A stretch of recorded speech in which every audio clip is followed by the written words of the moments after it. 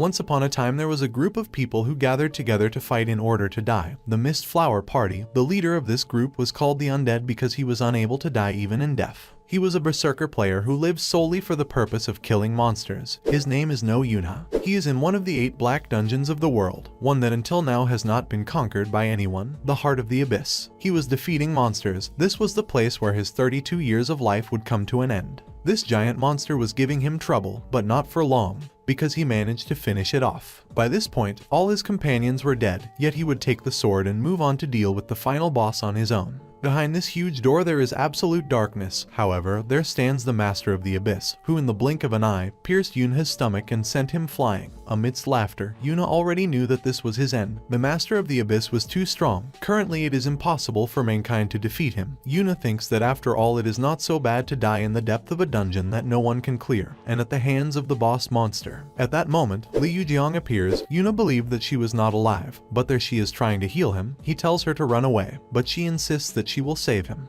Yujiang thinks it's a miracle that he is still alive. Then he comes to the answer to save him. He will try to make a miracle happen. Yuna was in agony. His life was passing in front of his eyes. He didn't regret anything except leaving his partner behind. He also cares about a girl who just became an adult in that harsh world. Her name is Beek Ryan. Yujiang would turn back time for him if necessary because she loves him. Then a flash of light falls on both of them, so that moments later Yuna wakes up as a newborn baby in front of her parents. At first she thinks it's a flashback, but it's not, because not only is she able to observe, but she can also move her body at will. Yuna didn't die, she went back in time to when she was a newborn. Yuna until then believed that going back in time was impossible, but it is the miracle that makes anything possible. Yujiang activated the miracle just before Yuna died. Yujiang's skill level is on par with the 12 zodiacs, so it is not surprising that she managed to go back in time. Yuna never thought he would ever see his parents again. They died in a monster invasion when he was 6 years old. Since then, Yuna lived fueled by his hatred for monsters. However, now he has another chance, and this time, with his own hands, he will take it upon himself to change the future. Even though his memories are still intact after going back in time. Right now he's just a little baby. In other words, there's not much he can do. However, a while ago he did something that impressed him. That was, this girl here is No Yuna. She is 4 years older than him and she's his sister. The memories he had of her were even fainter than his father's. He didn't even remember her face. However, there is one moment he remembers vividly, and that is when his parents' incident happened. She was there trying to protect him. Mana is everywhere. At 9 months old, Yuna started to train him. Before returning, he had a lot of problems because he didn't have too much mana inside his body. That's why now from time to time, despite his age, he is gathering mana from time to time to the limit of his body. In the process, he discovered that Yuna possesses an incredible amount of mana, but because it is a large amount, it overflows, which can be harmful to her health, so Yuna will help her to learn how to control her mana. At the age of 4, Yuna finished learning to walk and started to talk. As the things he could do increased, his time outside the house increased. His sister took him to the other children in the neighborhood to play with him. On the other hand, he didn't like the idea very much. This girl is Kim Kimji, but Yuna usually calls her Fatsi Minji. The boys would play robbers and cops, but Yuna didn't find it necessary to play that after being 32 plus 4 years old. But seeing her sister smiling,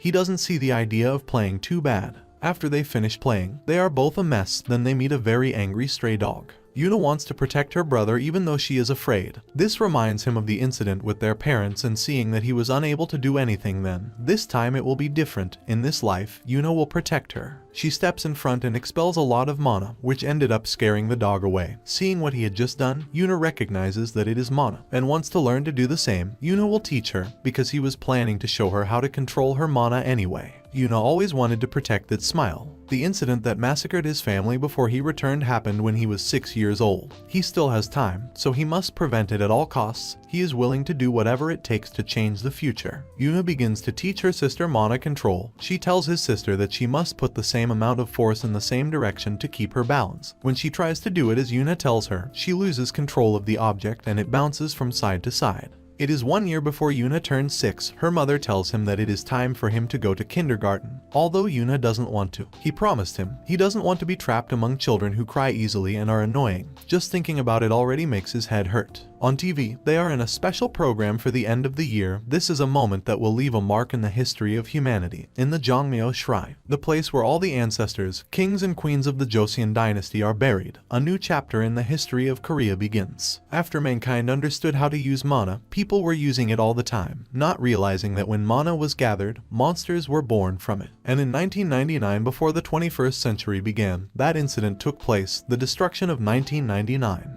Because of that incident, Kor lost 30% of the population. Humanity was very afraid of what was happening. People had to live with the threat of monsters that had appeared out of nowhere. The existing government lost their powers in such a world. The only thing that could defeat the monsters was mana. A new hierarchy was created, the real authority of Korea, the rich people, and the players who had strong mana. This drove out the current authorities and they emerged as the new forces of the world. But by the time the situation stabilized, much damage had already been caused, cities lost connection with each other and isolated areas had no choice but to wait for the monsters to destroy them. But in Korea, which was full of despair, the goddess Lim Ga-yul appeared. She used to be a famous actress. She became the first generation goddess who protected Korea. She was able to stop the mana from running wild and to disperse it. She possessed the gift of white silver. Players are controlled by the mana management office, but most powerful players will create clans and work in them. Ga-yul was chosen as one of the best players, known as the 12 Zodiacs. Players who became one of the 12 Zodiacs by belonging to a clan used the authority of the Mana Management Office and the power of their clan to be able to control the player industry. Ga-yul, as a year-end event, conjures a huge veil that prevents the mana from overflowing, dyeing the skies of soul silver. Yuna is the first to come out to see this, followed by her parents and Yunha. The parents thank the goddess because now they will be able to live in peace, like most citizens. But Yuna knows that God does not exist in that world. Then, when the world came to an end, the goddess died too. Yuna asks for her whole family to live happily. Yuna wants the same, to live happily with his family in that life. The celestial calendar is set in motion. Yuna turned 6 years old. The incident that had caused him to lose his family was looming. At the age of 6, Yuna entered the kindergarten. The teacher introduces him to everyone, in the same room as Kimji. The rest of the children welcomed Yuna, bombarding him with questions. Escaping to the book corner, Yuna meets this girl. Her name is Jeong Hang and she was being teased by these 3 kids. We'll just name the one that matters, this one in the middle, Choi Yoon-hak. They bother her because she spends all her time reading. They start playing with her red ribbon and don't want to give it back. It's at that moment that Yuna gets up to intervene. He knocks it down without any problems and gives the ribbon back to Haeng. Yoon-hak is on the floor making threats unbecoming of a child. But ignore him, he later befriends Yuna. Yuna talks to her a bit. It's true that Kimji and Yoon-hak have slightly above average mana, but Haeng's was even greater. He even thinks she might have more than Yuna, plus she has a special ability to control mana. A girl like her in the future would easily be one of the 12 Zodiacs, or at least in one of the seeds of the Zodiacs. However, Yuna had never heard of her name before. He doesn't know the reason, but he asks her to be friends, since it will be beneficial for him to have her around considering her potential. Back at home, Yuna's mother takes the paper carnation she made at school. Yuna made one for her brother, while Yuna made one for his grandmother as well. Before he came back, primary schools made you make a paper carnation when it was Parents' Day. Even though Yuna didn't have parents, he made them and left them in his bag. From there, her grandmother would take them out and decorate the entrance of the house with them.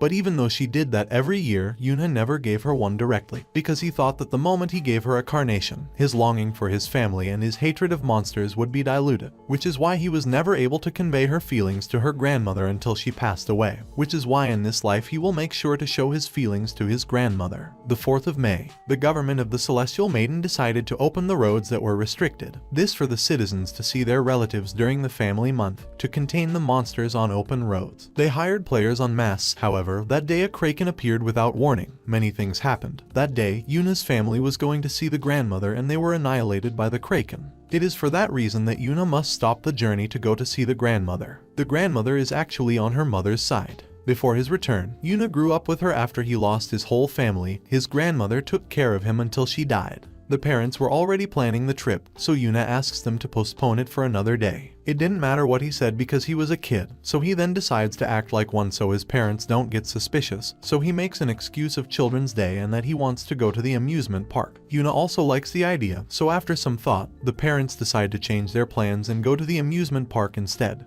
Even though she can't stop the kraken from coming out, she was able to stop her family from meeting him. That would definitely change the future, or so she thought.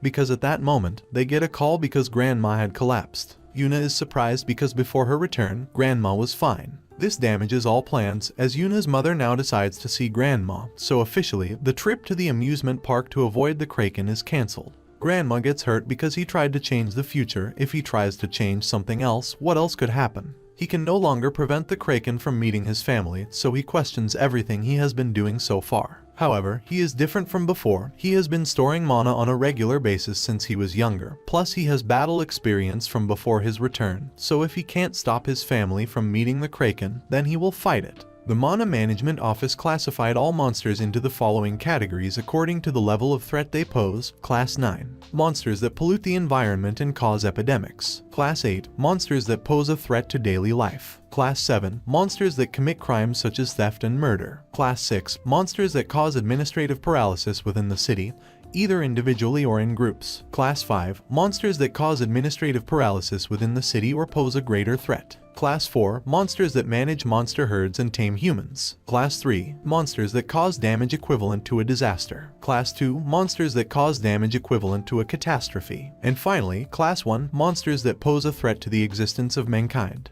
Krakens are Class 3 monsters. Before Yuna returned, when she was graduating from the academy, they were downgraded to Class 4 due to the efficiency of the players. However, the players are currently not as strong. Yuna obviously cannot defeat the Kraken in her current situation, so she has only one goal: to distract the Kraken until the 12 zodiacs appear. Since the only weapons a child can have are a pair of scissors and a cutter, that's what she will use to fight. Even though they are weak weapons, if she covers them with mana, she can damage the monster a bit. The journey begins. Before Yuna returned, the Kraken appeared when they were in the middle of the bridge. They are already there. Yuna thought that the future had changed because it didn't appear yet, but suddenly an explosion gives entrance to the being that killed his family in his past life, the Kraken. The Kraken starts destroying everything in its path. People were running away while trying to avoid the debris, and cars. The players were right there to protect the people, but several of them are killed by the Kraken in one hit. This causes desperation in the people, who start to insult the players. Yuna and his family were still in the car. The father was quite scared and told them to get out of the vehicle. When Yuna got out, she could not walk because of fear. The players are panicking about the Kraken, while the veterans assess the situation and are evacuating people. But the Kraken is not the only problem. They have to get off the bridge before the Class 7 monsters, the divers, appear. The divers mercilessly attack the players. One of them was looking for a healer. This girl offers herself, but before she could do anything, she is attacked. Yuna's father asks them to run without looking back,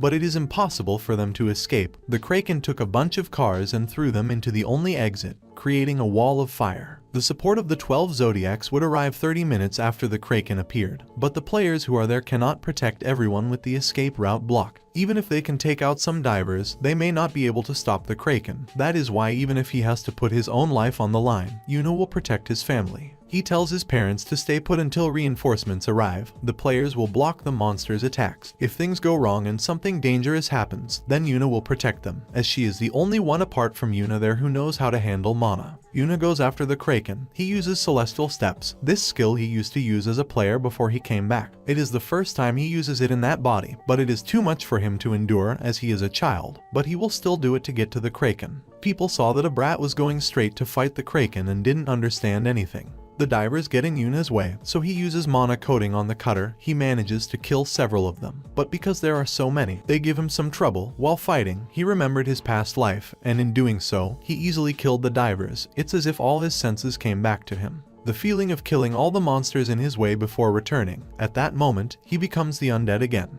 The divers are no match for Yuna, who is completely untied. The cutter loses its edge, so he must use the scissors now. He quickly approaches the Kraken. That's all he has to fight with. The Kraken attacks, but Yuna dodges it and climbs onto one of its tentacles, then jumps in front of it and does some damage with the scissors. One of the blades is no longer usable, so he has only one blade left to use. The Kraken keeps attacking him. It manages to hit him because Yuna is running out of mana. The Kraken throws a truck at him, but Yuna concentrates all his remaining mana to break it in half, but it doesn't work out well, because he starts to lose consciousness due to the lack of mana.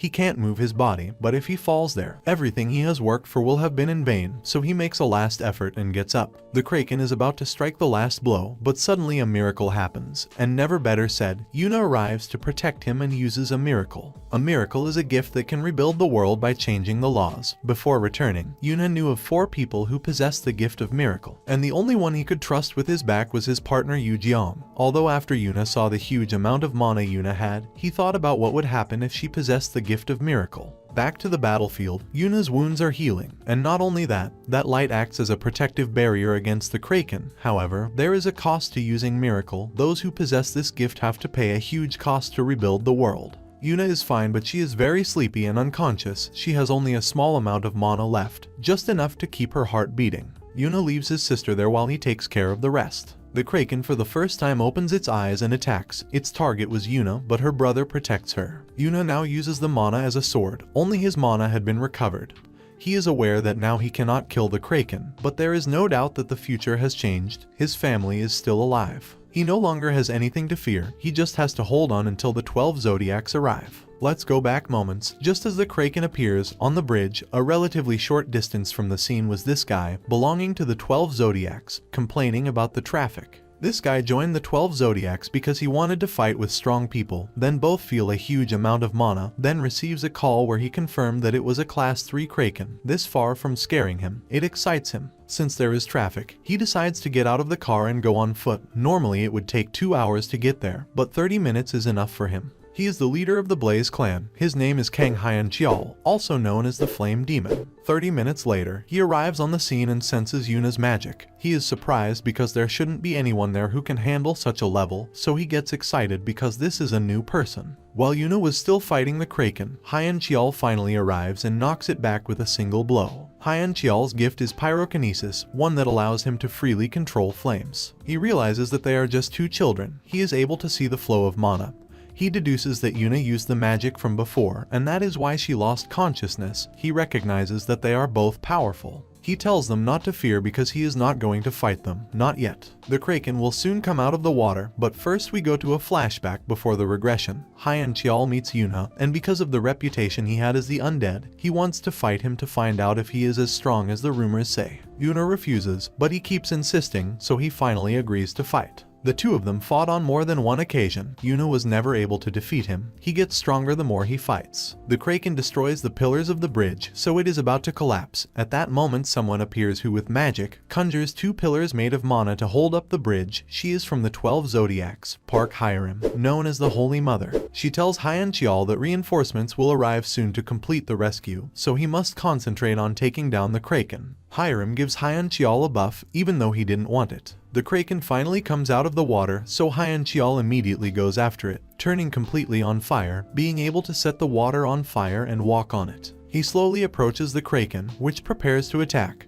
but does absolutely nothing to him. Instead, Hyanchial, in one blow, was able to pulverize the Kraken completely, and thus, the Kraken was finally defeated. Hyerim goes to see the brothers to use healing magic on them, but notices that neither of them has any wounds, and immediately deduces that the magic just now was a miracle. Yuna is very defensive and tells him with murderous intent not to touch her sister. The rescue team arrives, so they are taken to a hospital. On the news, the Kraken incident was announced. The rescue operations are still going on. Yuna is with her sister in the hospital. The doctor told him that she is just exhausted due to lack of mana in the body. Yuna managed to change the future, but his parents are somewhat upset with him for his recklessness. Yuna apologizes to his parents when he doesn't even regret doing what he did. However, he knows how scary it is to lose someone in the family, and yet he acted on his own without thinking about how his parents would feel, so he apologizes to them. No more fighting monsters, now he really will live like a child. Bullshit. The next morning, the parents were going through the process of discharging Yuna. This incident destroyed his parents' trust, and it would be that way for a while. Unbeknownst to her, Hyanchial goes to the living room and offers him something to eat.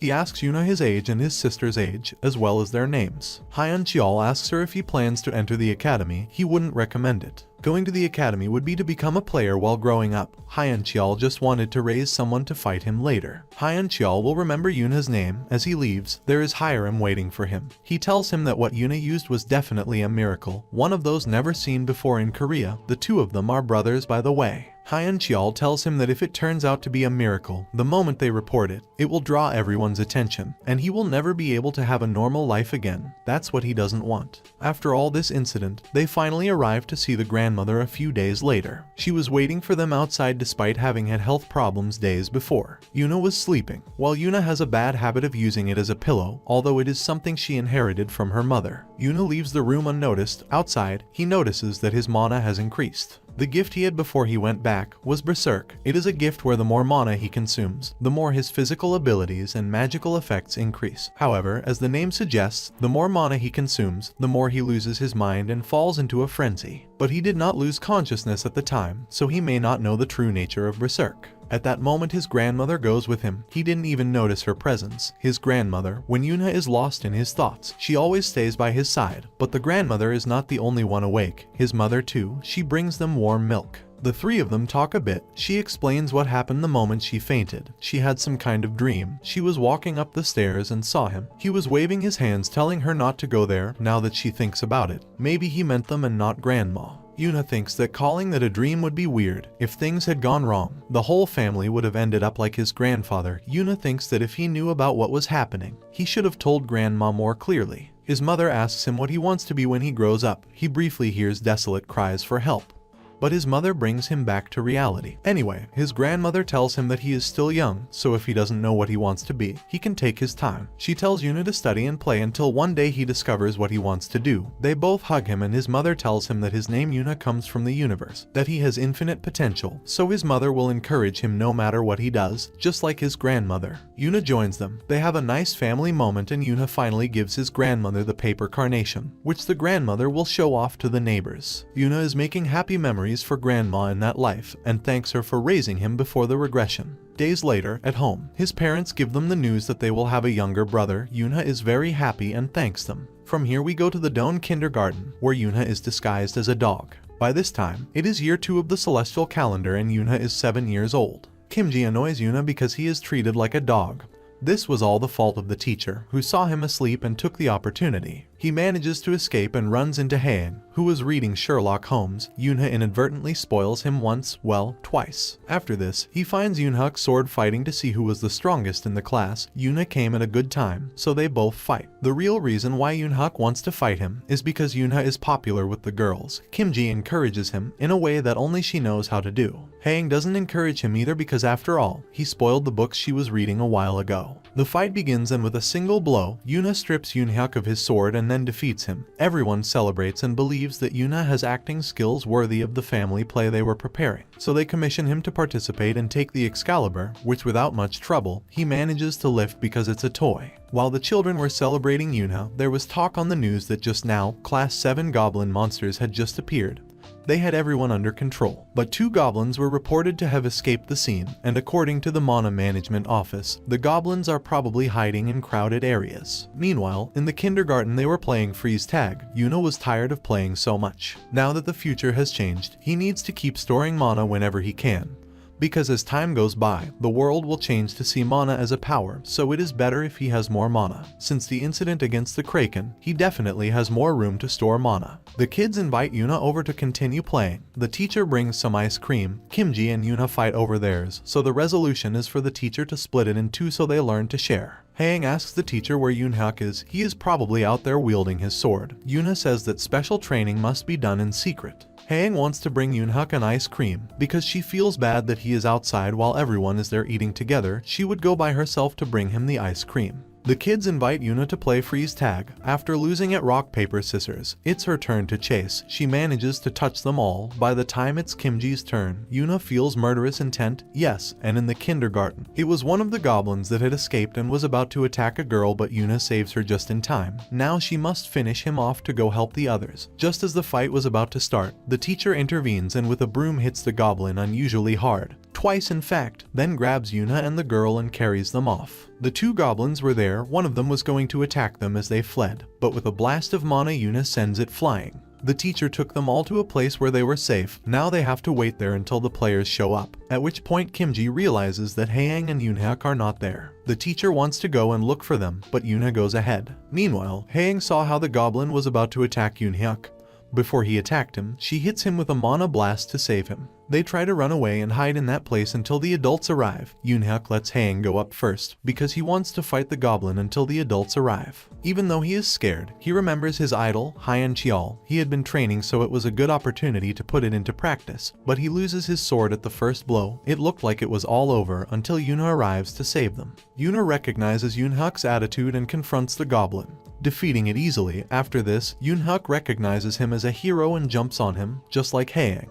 Now we go back a moment. Yoona saw that Haeng and Yoonhyuk were momentarily safe, so first he went to finish off the goblin that was in the gym. With a cutter and without much effort, he cuts it again and again until he finishes it off. After all this, the teacher goes to see them, and later, the authorities arrive to the kindergarten. This guy asks Yoona if he really defeated the goblin. He answered yes, but because it was already badly hurt and it took him only one hit. But even goblins being class 7, they are not so weak that a 7-year-old can defeat them. It is only possible to defeat the monsters by destroying their cores with mana-enhanced weapons or strong physical attacks. He now asks him about the other goblin. Yoona replies that he may have killed the goblin that killed that one. After all this, by way of apologizing to the kindergarten for the incident, Yoona was recognized with a certificate. His classmates and teacher celebrated, while his parents knew that he was involved in something dangerous again. It's the kindergarten festival. They were doing a Snow White play, who was played by Haeng. Yoonhyuk had a leading role, but he doesn't remember any of his lines, so he asks Yoona what he can do about it. He tells him to cut the crap. He just has a pretty simple line. Since the goblin incident, Yoonhyuk went from calling Yoona a warrior to a captain.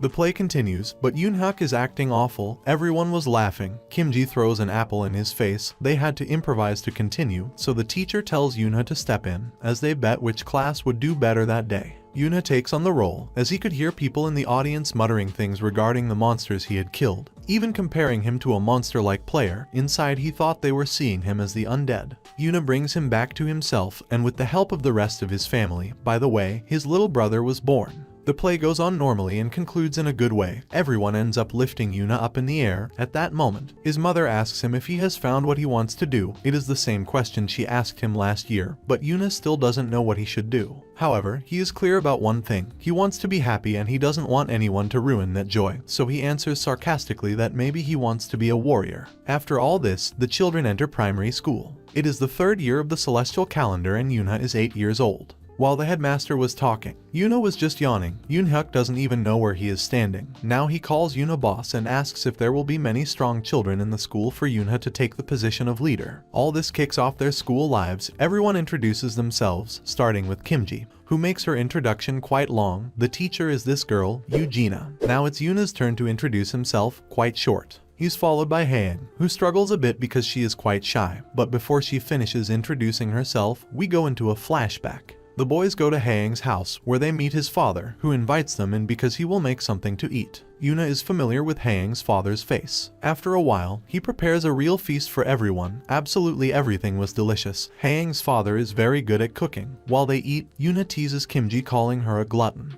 Yoona didn't understand everyone's reaction to eating until he tasted the drink. That made his mana start to restore, because yes, indeed the drink was a potion. Potions are elixirs that help replenish the body's mana. Players fighting monsters carry potions, as mana is the equivalent of their life. Yoona asks Haeng for his father's name. His name is Jeong-se-kun. Immediately Yoona asks Haeng to be close friends. Jeong-se-kun is the person who revolutionized the potion market by carefully selecting ingredients. He has the gift of mana extraction. In the future, he becomes the king of the potion market, having one of the top 3 potion companies in South Korea. Yoona never heard that he had a daughter, but later realizes that she is alive because he saved her from the goblins before. Yoona tells Haeng that if anyone at school bothers her, to let him know, as he won't allow it. Back to class, Haeng is introducing herself. Even though she struggled at first, she ended up being very good. Now it's the turn of this girl, Jin Seona, who has real ears and a tail, yes, because she is a beastman. This term is used for children who are born with altered genes due to the effects of poor mana distribution. People who have lost loved ones to monsters hate beastmen because they bear some resemblance to them. After Siona introduced herself, most of the kids started to despise her because of her looks. Finally, it's Yoonhak's turn. His introduction is, well, how to say, typical of him. He says he likes to use swords and is learning how to use mana with the boss. He starts to embarrass him by saying he is very strong and makes a fuss. Thanks to this, the teacher tells Yoona to stay after the break, and that they will bring his parents to talk to him, without having done anything wrong. From then on, Yoona decides that Yoonhak will have one hell of a training. Another day at school. It's lunchtime after the inspection of the mana reserves for the first graders is over. Yoonhak and Siona were above average, while Haeang's mana was incalculable. However, Haeang was recorded as average since they thought it was a mistake. Anyway, he's going to go eat. It was the third plate Yoonhak was served and he wanted to keep eating more. Kimji also wants to eat some more, which left everything for Yoona to tease her. Siona was also there. The kids kept whispering behind her back, spreading stupid rumors along the lines of don't let your eyes meet hers. She clearly felt uncomfortable and excluded, and even more so when she wanted to sit at the table where this girl, Jin Sina, was sitting. The worst thing she could have chosen, because Sina and her group treated her very badly, picking on her physique and her clothes. Siona started to cry because of the way she was treated. This is something that Yoona was not going to allow, but first let's go to a flashback. Yoona, before his regression, he knew a beastman. His name was Jin Parang. He told Yoona that beastmen are not all kind. He explains to him that because they are excluded, he would think they would be kinder in their hearts, but no. He tells Yoona that clearly there can be kind people, but there is more evil. He basically tells him that he shouldn't give them more to beastmen just because they are beastmen. Anyway, this talk ends with Yoona telling him to go stand guard or else she'll beat him up. Parang was fighting some monsters. He had defeated some of them, but this one with a resemblance to a mantis gives him a serious wound. Yoona arrives at the last moment to kill the monster and save him. After killing the monster, Yoona asks Yu Jiang to heal Parang, but Parang's wounds were fatal. Parang's last words were just a moment ago. Beastmen are not all kind. He tells him that there may be more bad beastmen in the world, but not to ignore them for that reason, because he is no different from them either. Parang says that he was actually a bad person, and finally, he dies. Yoona doesn't know why he remembered that now, but it's clear to him that she can't act indifferent to Siona's situation, so he makes room at their table and brings Siona to sit with them. One more joins the group. Siona tells Yoona that things will be difficult for him if he helps her, but that's okay. Yoona is good people. As for the girl now, Sina, she comes to the conclusion that Yoona and company are of low status just by looking at their actions. What an unbearable girl she is. The boys welcome Siona and even share some of their food with her. Siona eats too hurriedly. She even cries from happiness. I guess she has never been treated like a person before. Now Yoona meets with everyone to teach them how to suppress their mana and hide their presence, or use their mana to increase their physical abilities, all to confuse Yoona so he can't find them. Siona does not know how to hide his mana, but he does know how to hide his presence. Beastmen have the unique ability of telepathy, but she doesn't know how to use it, so he will teach her later. The rules are simple. They can hide anywhere but inside buildings. They must stay in the area. It will start after Yoona counts 100 seconds. Yoona easily finds Yoonhak, Kimji and Yoona. He only has Haeang and Siona left. Yoona can't sense Haeang's presence at all. He thinks her mana control is great, so he'll look for Siona first. He manages to find her, but she quickly runs away and doesn't let herself be caught. According to her logic, as long as he doesn't catch her, she won't lose. The rest think the same, so they will also run. Earlier, Haeang was looking for a place to hide, but first she suppresses her mana. She's not supposed to enter any building, so she was going to go back out, but she saw something that caught her, a pile of books, hundreds of them. It was like heaven to her. She should get out of there, but she was so excited she couldn't, until this gentleman shows up. He looks like the KFC logo. By the time they find Haeang, she is listening to this man narrating the books that were there. Haeang completely forgot that she was with her friends. Haeang befriends the man, who was looking for someone who also shared his taste in books. They go home, but the man offers to give them a lift in this luxurious car, all except Yoona. Yoona and Kimji get in. Yoona hasn't even ridden in a car like this before, so he's a little jealous. We are now at the selection for the class president. The teacher puts Yoona as a candidate without his consent. Well, actually it is because someone said that Yoona wanted to be a candidate. Who else could it be if not Yoonhyuk? Yoona asks not to be considered as a candidate, but the teacher tells him that he should not ignore Yoonhyuk's feelings. But he is not the only candidate. Sina nominates herself to buy votes, as her family is wealthy. Sina brought a lot of hamburgers to class to give to others. She also says that if she becomes the president, she will buy everyone hamburgers once a month. This makes her take the lead. She even offers one to Yoona, but Yoona clearly refuses, while Yoonhyuk was tempted. Seeing all the things Sina was doing, Yoona starts to get serious about becoming class president. We are going on a spring trip, the teacher is taking attendance, it's been a few days, and well, although Yuna wanted to get serious about being president, it didn't work out. Sina is the president and he is the vice president. All the children explore the area and have fun. Yuna's lunch was made by his sister and she wrote that she loved him. They start comparing lunches. Haeng's was just as expected, while Yoonhyuk brought only instant noodles. Yuna tells Yoonhyuk that he will cut down on the amount of hell training for now. Meanwhile, in the depths of the forest, this boy was being chased by monsters. Unfortunately, he stumbles and falls, so he comes face to face with Class 7 Hound monsters, which were being led by a Class 6 Hellhound monster. Unfortunately, this boy does not manage to escape and the monsters finish him off. The Hellhound is able to speak and controls the whole pack and tells them to move forward and go down the mountain, on the way to where Yuna and the others are on a picnic day. The children were exploring the area in search of treasure, but when they found nothing, Kimji suggested they go further, and they all agreed, except Yuna, who wanted to leave. For him this is not a picnic, it's a hike. Uijeongbu County is passing that mountain. Suddenly they hear a sound. A hound was in front of them. It is at that moment that Yuna remembers an incident that happened on that mountain. Seoul is protected by the cocoon, but for some reason, the monsters that inhabited Uijeongbu district passed beyond the cocoon and headed south, causing a tragic event with countless deaths. The hound attacks Kimji, who couldn't move because of fear, but Yuna hits it and with a fork covered in mana, he hits it until the monster is finished. The boys look on in astonishment. In fact, they ask him if he is okay, because they saw a side of Yuna they had never known before. When Yuna killed the monster, he was the undead, a player who hates monsters and goes crazy when he kills them. He showed them a side of him that he shouldn't have shown. But there's no time for that. Yuna thought they should run away, but the hounds always move in packs.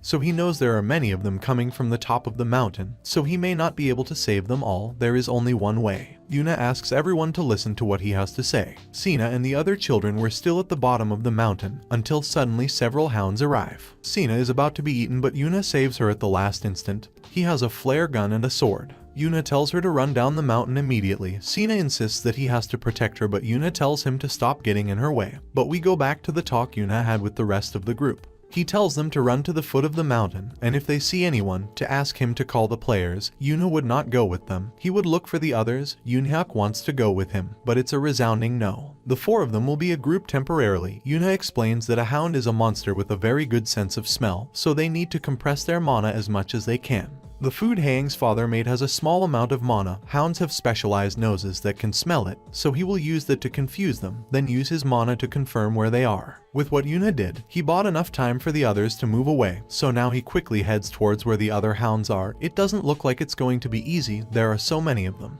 As for Yuna's mana, he currently has half of what he had before he returned. Plus he has tea that Haeng's father made, though he should use it sparingly. Yuna hears cries for help. The hounds had trapped several players and finished them off. He arrives on the scene, a little late, but takes down some of the hounds, where he gets the sword that he will have later on when he meets Sina. With the help of this sword, he will be able to kill them without having to use his own mana, as it is made of a metal that contains mana. The hounds go towards Yuna, but they are no match for him, one after another falling as Yuna gives a demonstration of his powers and moves. He uses mana to turn it into small needles and throws it at the hounds. After that, with one swift move he wipes out the hounds in the area. Back to the present, Yuna stands in front of Sina and instructs her to leave. Before leaving, he tells her that the guy who was with her is in bad shape. He needs immediate treatment. Yuna continues on his way. Sina stays behind and expresses her desire for Yuna. After traversing part of the forest, Yuna finally encounters the Hellhound. Yuna uses an area attack that takes out many hounds, but the Hellhound manages to dodge it and orders the remaining hounds to attack. But they are no match for Yuna,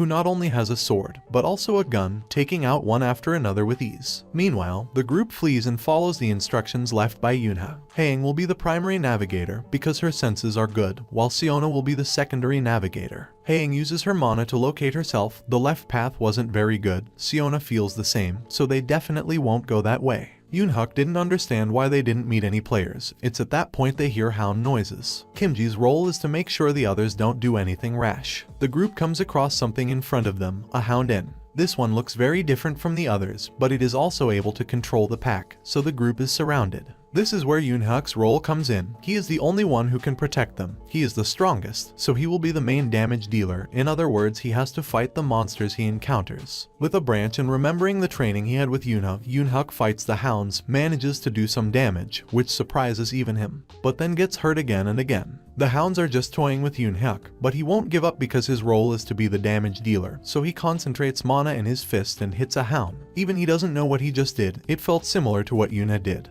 But suddenly another hound attacks him and is about to devour him. Siona desperately remembered the good times she has had with them so far and desperately screams for help, while Kimji and Hang try to do something. Suddenly, Siona deploys a huge amount of mana, but it doesn't end there, because they were caught up in some vortexes. The one responsible for this is the 12 Zodiac's Shin Seo-young, and she's going to take care of the hounds. Meanwhile, Yuna was still with the Hellhound. He takes the potion as he has no choice. Yuna uses Heavenly Steps, but the Hellhound dodges it. The rest of the hounds try to attack Yuna's blind spots, but they can't do anything to him. With a move called Maniacal Dance, he kills all the remaining hounds. Now only the Hellhound is left. He uses Heavenly Steps again, but his body starts to feel the effects. But that doesn't stop him. He continues forward and hits the Hellhound. It defends itself by spitting a fireball at him, which Yuna narrowly dodges. Yuna wounds him with the last bullets, but since he doesn't have the gun, the combat would pass to melee. Yuna's mana starts to bottom out, but the Hellhound also seems to be tired. It is at that moment when the Hellhound prepares to use new attacks. Yuna assesses the hound's next attack, but no matter what, he is clear that he will cut it down.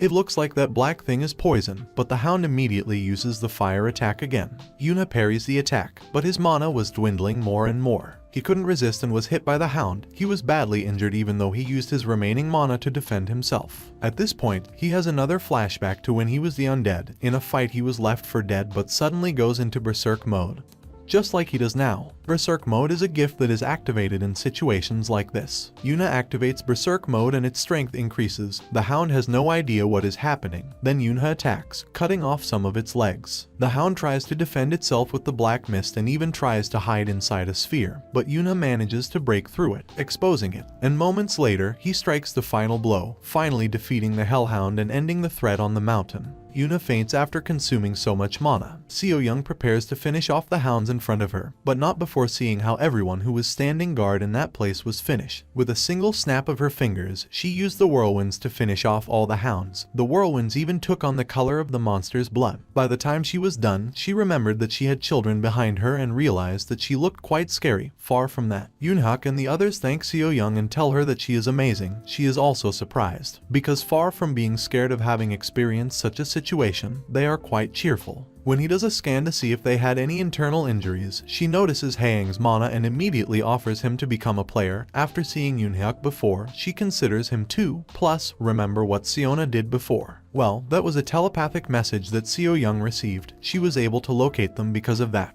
Siona thought she didn't do anything, but she was really helpful. Seo-young tells them to go down the mountain, but she won't let them go alone. They'll be accompanied by this guy named Kang Cheol. Yoonhyuk mentions that Yuna is still missing. While Yuna was unconscious, he remembered Yu Jiang treating his wounds and scolding him for not taking care of his body. Later, Yuna wakes up in the hospital without any injuries, then is visited by Seo-young. Yuna thinks that she wouldn't know that it was him who fought. However, he should be careful what he says. Yuna has been there for about 6 hours. The rest is safe. Siona and Haeng were worried about him. Seo-young also called his family, so they should be on their way. Yuna knows he will get in trouble again with his parents. Seo-young asks Yuna what he was doing there surrounded by the corpses of the monsters. He replies that he doesn't remember how he got there. He says he was running away and that he thinks someone saved him before he fainted. However, Seo-young is sure that it was Yuna who killed the monsters there. She has her reasons to believe it. After all, last year Yuna won the Brave Boy award. Plus, Yuna's fingerprints were found at the scene of the bloodhounds. Yuna knows that if he makes any more excuses it would be awkward. That woman already knows that he was the one who killed them, so he decides to make a deal with her. He will give her important information, all in exchange for being allowed to continue living his normal life. Seo-young leaves the hospital, while in a flashback we see the information Yuna gave him. He told her to investigate the heirs of the Dangun group. Among the heirs, they should observe the girls and check their relationship with the lord of the group they are affiliated with, the Blue Ocean Clan. Seo-young becomes serious upon hearing all this and asks Yuna if he can take responsibility for what he was saying. Yuna tells him that if nothing happens, he would join her clan. She tells him that no matter how it looks, that deal favors him. But Yuna replies that she can confirm her husband's integrity and get a talent like his. Back to the car, Seo Yang tells her assistant to investigate the heirs of the Dangun group, focusing only on the women, and to also investigate if they have any relationship with her husband. In addition, she also asks them to confirm the Gangnam District Monster Classification report. This was also mentioned to her by Yuna. She must be very careful with the new monsters, as if Seo Yang underestimates them because of their class, things will not end well. Lastly, Yuna asks her to say that she was the one who took care of the whole hound incident at the time of reporting it, and so she does. She takes care of the loose end of the mountain hound incident. This all works out well for Seo Yang, while Yuna would remain as a normal primary school student. Seo Yang finds that despite being a cocky kid, he is also funny. Yuna's parents arrive at the hospital, and yes, he is in trouble again for acting recklessly. In the news, there was talk of the bloodhound incident. Seo Yang was eventually held responsible for this, and the incident is currently being investigated.